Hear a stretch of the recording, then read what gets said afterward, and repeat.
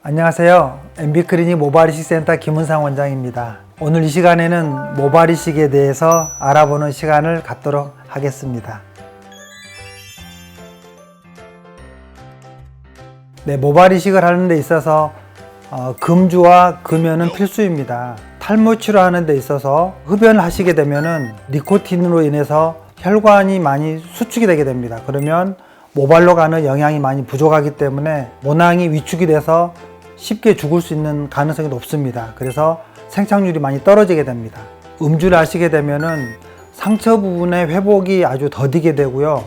염증을 일으킬 수가 있기 때문에 결국에는 생착률이 떨어지는 결과가 오게 됩니다. 그래서 음주를 하시지 말라고 하는 것입니다. 모발이식을 하게 되면은 특히 절개법 모발이식을 하게 되면 후두부에 약간 나이롱줄 같은 흉터가 남을 수가 있겠지만 하루만 지나면 머리카락으로 바로 내려버리기 때문에 수술을 했는 것에 대해서 전혀 태가 나지 않습니다. 반면에 비절개 같은 경우는 봉합을 하지 않기 때문에 흉터가 남지 않는다는 장점은 있겠지만은 뒷머리 부분을 일부분 부분 삭발을 해야 될 수가 있기 때문에 오히려 그게 더 흉보다 나쁠 수가 있습니다. 결론적으로 말씀드리면 모발이식에는 나이 제한은 없습니다. 20대부터 60대까지도 가능합니다. 하지만 나이를 드시게 되면 노화로 인해서 생착률이 조금 떨어지는 것은 감수하셔야 됩니다. 긴 머리라고 해서 모발이식이 안 되는 게 아닙니다. 왜냐하면 삭발하고는 상관이 없기 때문입니다. 그렇지만 중요한 것은 수술 후에 오히려 긴 머리 여성들이 잦은 고데기를 사용한다거나 묶은 머리나 붙임머리 같은 것들을 사용하는 것들이 오히려 더 주의해야 될 점이라고 하겠습니다.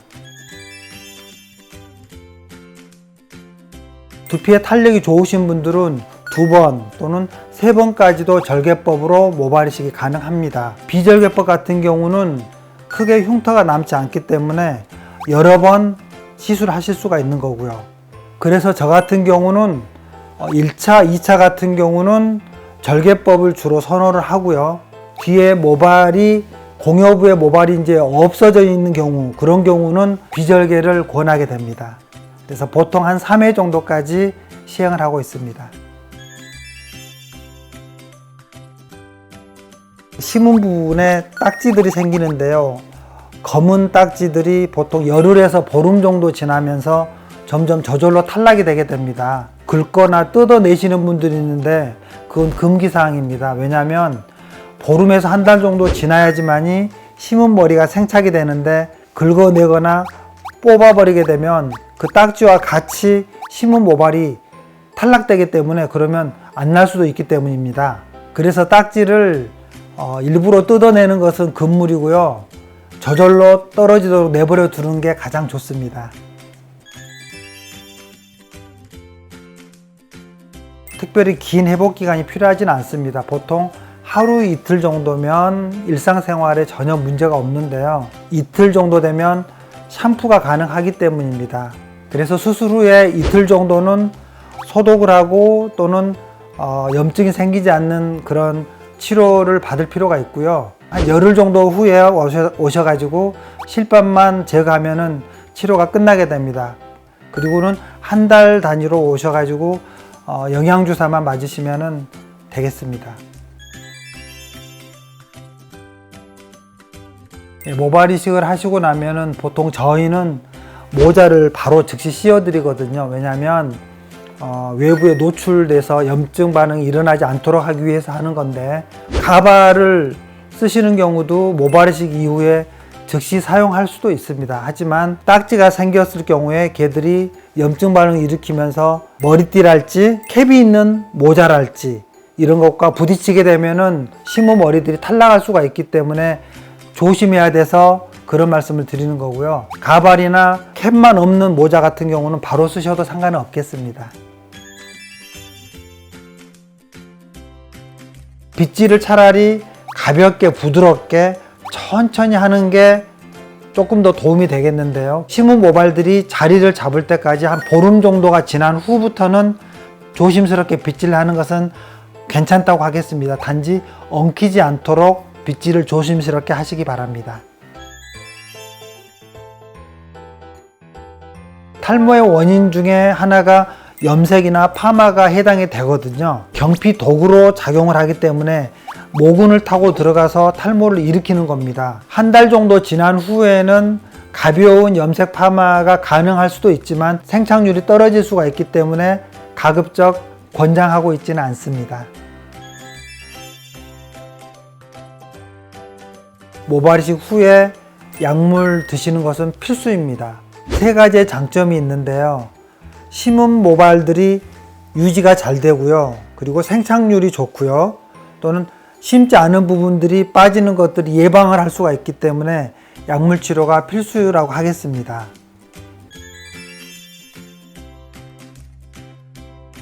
네, 모발이식 후에 바르는 미녹시딜을 사용하는 것은 필수입니다. 미녹시딜을 쓰지 말라고 하시는 분들이 있는데 오히려 미녹시딜을 사용하게 됐을 때 모발이식 후에 쉐딩 현상을 많이 줄일 수가 있기 때문에 좋습니다. 보통 모발이식 후에 한 달 정도 지난 후에 자극을 봐가면서 조심스럽게 사용하는 걸 권장하고 있습니다.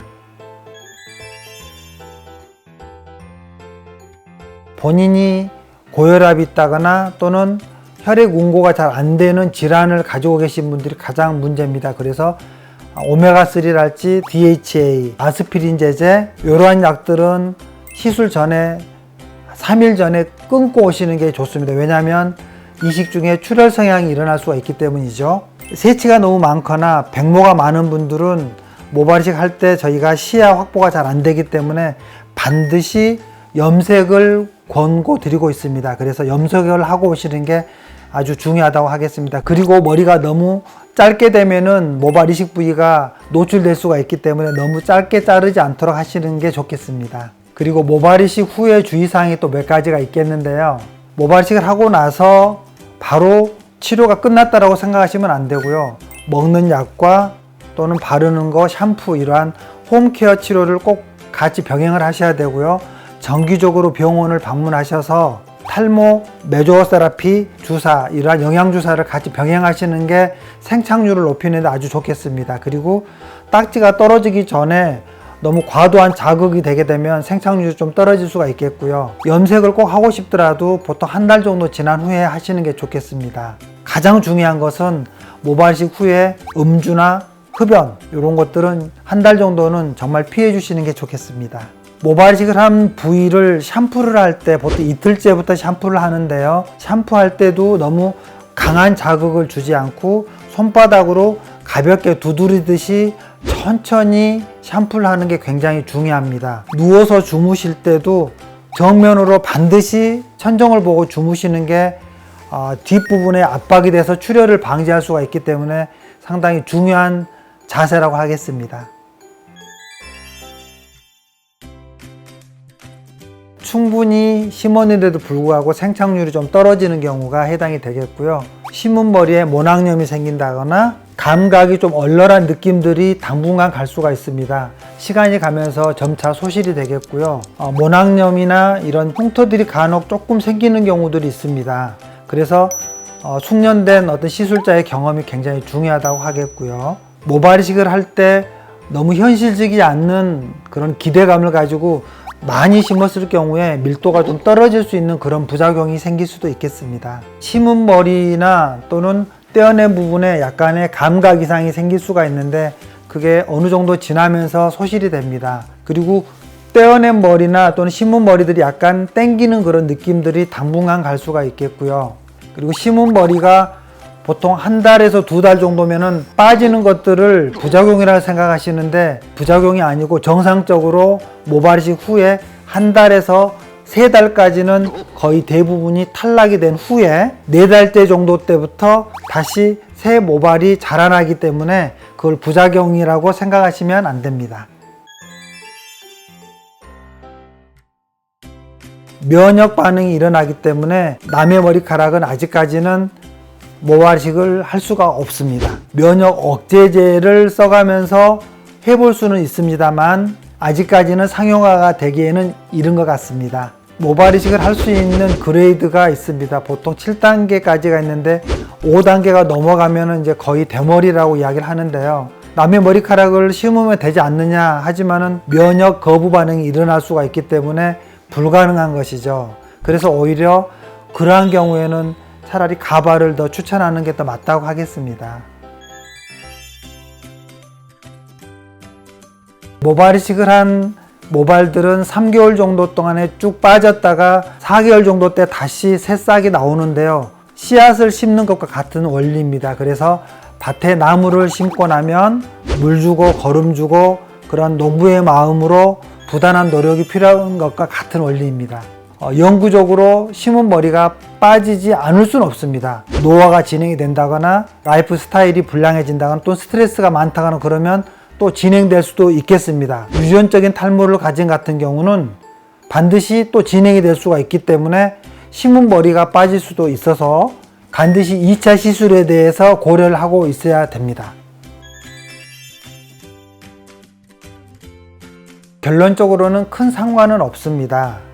여름에는 땀이 많고 노폐물이 많은 대신에 혈류순환이 아주 잘 되는 계절입니다. 즉 두피가 건조하지 않고 혈액순환이 잘 되기 때문에 생착률이 좀 더 좋을 수가 있어서 여름철을 선호하시는 경우가 많이 있습니다. 겨울 같은 경우는 땀이나 노폐물들이 많지 않기 때문에 피지가 많지 않아서 모발이식 하기에 좋은 계절일 수도 있겠습니다. 해서 겨울철에 모발이식을 하신다면 두피가 좀 건조해지지 않도록 두피용 전용 미스트를 자주 사용하는 것들이 좋겠습니다. 뒷머리 같은 경우는 탈모를 일으키는 유전인자가 거의 없다라는 이야기입니다. 그렇기 때문에 뒷머리에 있는 모발을 떼어내서 앞머리에다가 심는 게 바로 모발이식입니다. 아닙니다. 모발이식이 전반전이라면 후관리를 할지 약물치료, 홈케어 이런 것들이 후반전을 계속 하셔야 됩니다. 탈모라는 것은 완치 개념이 없습니다. 그러므로 모발이식 후에 어찌 보면 이제 평생 동안 꾸준히 관리를 하는 게 더 중요하다고 하겠습니다.